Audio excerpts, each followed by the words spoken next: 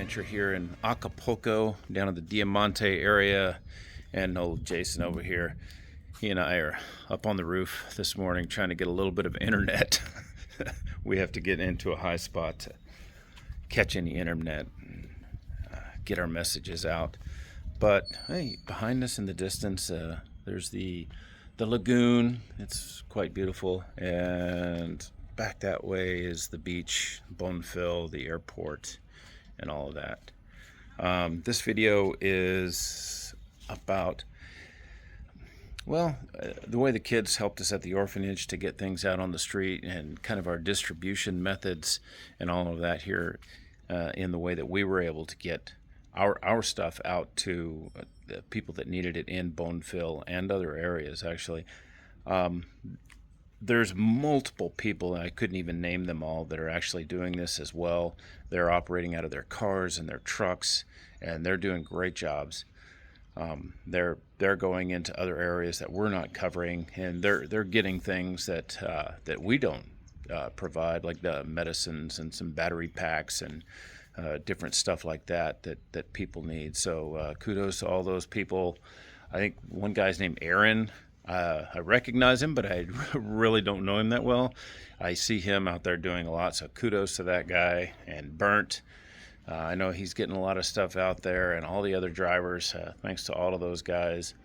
Santiago and the guys from Secret Garden, they actually, distributed some of our stuff in Bonfil, and to a lot of their people. They have around 100 people working for them at the Secret Garden, so a lot of that stuff went to their workers. The garden is pretty devastated, and there's going to be a lot of work to do in a short amount of time. One of the things I would hope to get done before I leave here is maybe with the volunteers that we have left here in the area, maybe we can dedicate a day to just go over and give a hand to the Secret Garden of cleaning out debris and just, I don't know, maybe help them move forward a little bit so that their construction people can actually get going on, doing what they need. I think they need to clean out the debris first, and then see, what their slate is and where to start designing and getting things going from there.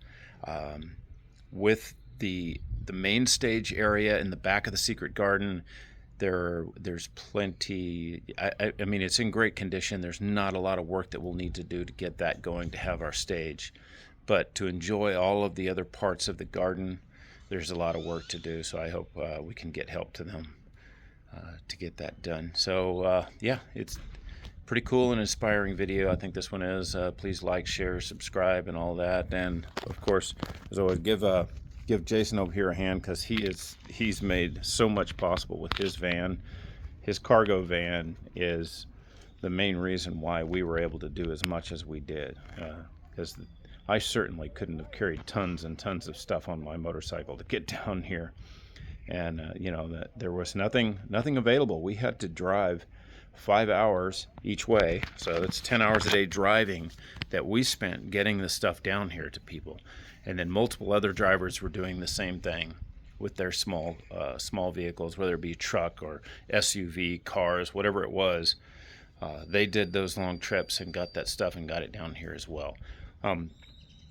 Things are coming back together here. I think we're a couple of days away from having one of the first stores open in this area, in the Bonfil area, called Chedraui. We noticed yesterday when we drove by it, they were putting glass in the windows, so that'll be nice. Then we don't have to drive so far if we need to get more supplies. We have a pretty good stockpile of supplies at this point, but if we need more supplies, we could source it locally and save a lot of money in fuel and time, and just be able to do a whole lot better job. And we're shifting focus now on the recovery efforts. I think the crisis portion is over, and now let's start rebuilding. And we have a lot of funds left, and we'll try to do the best that we can with those. At Costco, picking up all of our stuff, getting it ready. These guys are loading us up on the pallets. We've got our business guy right here who will get our orders ready for us so we can pre-order what we need, and then just come up here in old Gertrude, the big van, and get our stuff delivered right down to Acapulco. We got a ton of Marines coming in here. This is up in Chilpancingo on the way in to Acapulco. And there's busloads of them too. I think there's a couple hundred of them in the bathroom together. All right, so Hens is over here handing out the water. We got to get the water handed out first so that we have enough room. Hey, it's Macario. What's up, Macario? How are you doing? Hey, we need the keys to Catherine's apartment. Oh, you have it? Awesome, awesome. All right. Yeah, we don't have any way of locking our stuff up right now. So. I got a video already. His apartment, Yeah, it's good. All right. Woohoo! Yeah, so from here, once we get this handed out, we're going to head over to the Marsh orphanage, and the kids are going to help us make packages. And then we'll come back over here and hand out the food we have, and then head back to Cuernavaca to Costco and get another load. This time we'll get more food and skip the water because the water limited us on what we could carry because of the weight. A whole pallet of water weighs a lot. Sure. Now we got Macario in here helping us out too. So where did you come from? Well, I came all the way from Tepoztlán. From Tepoztlán? Sí, a viajar toda la noche hasta Puerto Escondido y luego encontré a Paul. Okay, and you brought a lot of stuff for the orphanage. Tanta carga que se quebró. Okay. All right. Y encontramos a ese Angelito y su familia. Angelito, he's also helping. Es un angelito, de verdad. And then we have the kids from the Marsh home helping us pre-package some food for some care packages so that we can hand out up on the main boulevard to all the people. And then we have toilet paper as well. And these two characters right here, they're helping to sort through it. And then Jason, I don't know what he's doing. He's always just like standing around, not doing much. Luckily, we have all these Acapulco bags. Otherwise, because we didn't have any bags or anything, and I went into our storage and found that we had these Acapulco bags. So this is what we'll be using to hand out care packages, at least for today. And after that, we'll have to make different arrangements. What do you got to say for yourself, Jason? I'm hot and tired. Here. Are you ready? Are you ready for the drive? I'm ready for the drive. We're heading back to Cuernavaca.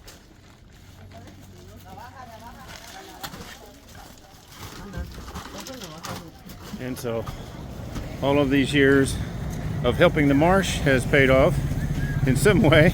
The Marsh kids helped us prepare these packages of food, and they're the ones passing it out.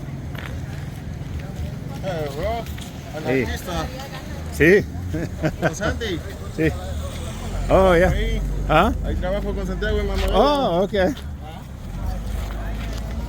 ¿Dónde es Santiago? No, ayer vino. Oh, okay. Sí. Paquete de papel. Amen. There's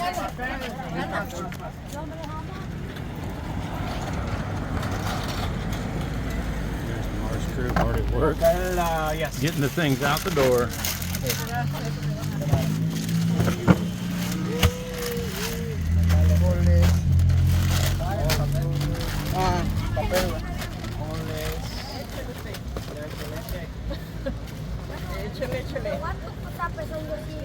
is what it's all about. Got Jason and the Marsh crew inside there, hard at work, trying to handle all these people. We can't help everybody. I mean, there's only so much we can get in this van. If we had semi trucks, I suppose we could do a little bit better. But we'll just keep making runs in this big Sprinter van. The line's been consistently this long, and we're going to run out of stuff. We probably won't be able to help everybody, but a lot of people got helped, and we'll be back on the road to get more. A lot of people will recognize us and know us from the Secret Garden from Acapulco here in February. And some of the people actually work at Secret Garden, and some of the people that actually showed it. One kid, Luis, who actually helped out with quite a few things around here, making our morning drop off here, so we were able to get our asses back to Cuernavaca and get another truckload of stuff. So we've got Santiago over here, right there. That's Santiago from the Secret Garden, and he's going to be helping distribute the stuff out today while we go and make an earlier order, because if we don't arrive by 5, we have to load all the stuff in like this instead of having it stacked in by pallets, which makes it easier for us to distribute instead of a big truck loaded a big mess of stuff that we just chunk inside the truck.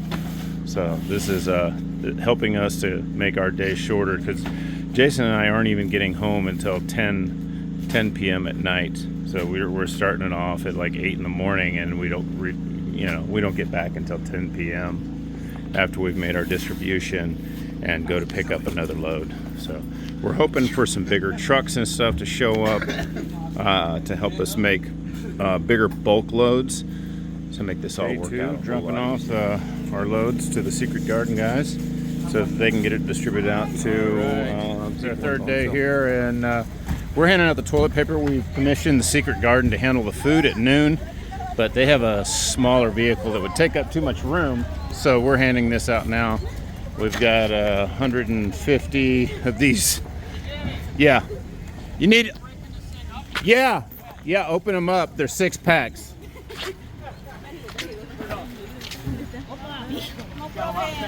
Freaking Jason was handing out full cases. Silly guy. Anyway, so this is one of the top items that people want is toilet paper. They seem to go through that pretty quick. Today when we go back, we're not going to focus on water or toilet paper. We're going to be solely focused on food so that we can hit more food, because our problem is storage area and weight. The water takes up too much weight, and the toilet paper takes up too much storage. So today is going to be a food day, and the line is building. A pretty good drop-off point. We have these other guys that showed up that are handing out a bunch of tortas and stuff too, and then, well, the toilet paper line is growing. Everybody likes to clean their bum.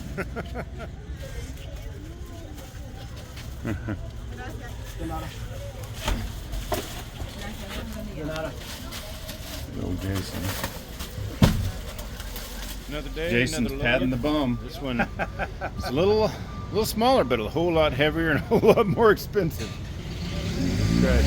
We got beans, rice, spaghetti, and a buttload of tuna. So yeah, time to head to the house. What do you think about that, Jason? Yep, let's do it. All right, another delivery made up here to our distribution center, which we have a few, but we're trying to concentrate more up here at Jeff's to get some of this out to the barrios around Acapulco, because there are some there's some pretty bad neighborhoods that really need some help, and so we're trying to get a wider distribution on where we're getting this stuff all out at. And yeah, right there behind me, that was the pallets we picked up yesterday. We're exhausted after 4 days of driving back and forth, which is 10-hour drives each day. So we're gonna take a day to do some organization around here in Acapulco, and then we will focus back on picking up more deliveries. We need to organize to get this stuff out to the people at this point. I'm always hearing about Jason never doing nothing, but check him out. Look there, he's working hard. Yeah, so we're up here at the command center, I guess is what we'll call this, and we're getting everything all bagged up. Getting ready for another load to go out into the neighborhoods. We don't know where yet, but you hear that music in the background? Sounds like power. That's the generator. That's the free market. What are we having today, Brain? What we have every day. We're going to take over the world. Actually, we're eating sopas on the street in Bonfil because these people have opened up in the face of all this disaster, they've opened up and they've started to make some sopas. So there's a few small mom and pop businesses that are opening up. There's a store right next door. We're going to actually get a cold drink, but there's still no grocery stores or anything. A gas station did open up. There's a gas available now. So things are starting to come back to normal. There are people working their ass off out here everywhere. Everywhere you go, it's just super busy. and people are really kicking ass to get things going. So we're up here somewhere in Costa Azul. Look at Jason's delivering food to one of his friends from way back. I think the guy actually helped him out during the period when he got shot. But look at all that. That is a lot of houses. That's a lot of people. Man, I didn't realize how big that area was. So you see they have the gas trucks out. Everybody's lined up getting their propane and stuff. Back here on this corner behind Jason, actually on the other side of this bus, or no, right there, people are selling eggs. And up on the next block up here, there's several verduras, vegetable stands. They're selling tomatoes and all kinds of peppers and stuff. So all the businesses are pretty much coming back here. Let me see. Like I said, all of the businesses and everything are starting to come back. All the small businesses, the mom and pop places, they've got a lot to do as far as cleanup. This is where everybody's just brought their crap out into the middle of the street. It's they did the same thing in Hurricane Harvey in the U.S. So this is it's common to do this. But yeah, there's all kinds of here. Let me flip.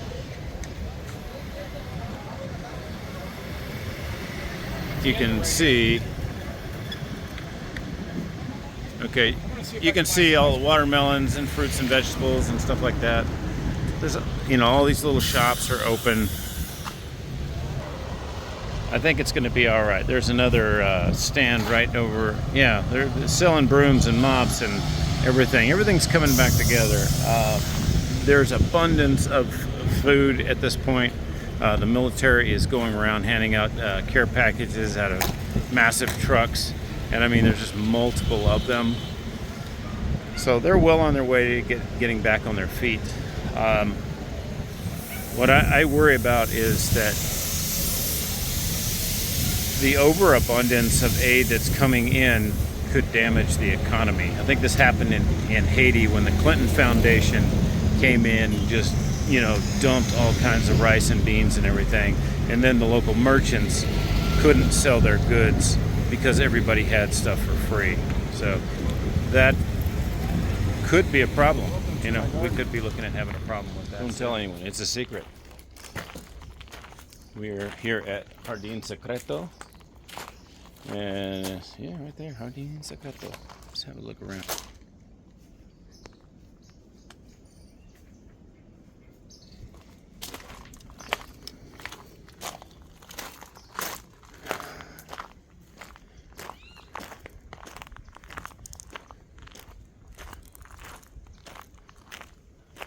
There's the bathrooms. Of course, this was the stage area this past year. They'll have to rebuild this. This, was kind of a cool bamboo entryway. The pond is full, and I hear that the water is crystal clear. So this portion of the garden is a pretty simple rebuild. Now the hotel rooms and stuff that were up here, it's probably going to be a lot more damage. Let's go find Santiago. There's old Jason right there. We're going to go find Santiago and Julio. Beach Club in Bonfil, Carlos's place. And you can see, I think the sand used to come up to right here, right behind me there. I'll turn the camera around.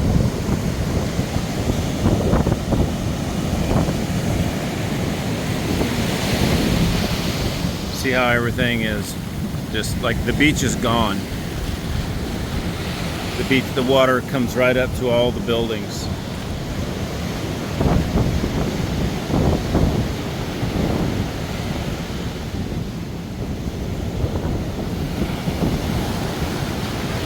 I'm sure the ocean will push it back in, but I mean, from right here, at this point here, the back of the restaurant, it was probably 30 yards, 40 yards to the end of his like beach area where all the chairs were and everything. And then you had the regular beach that extended beyond that. So it's a lot, it's pretty extensive damage. I mean, you can see where the sand used to be. Crazy. Tried to fly my drone right now, but it's in a restricted zone, so can't get a good drone shot of this.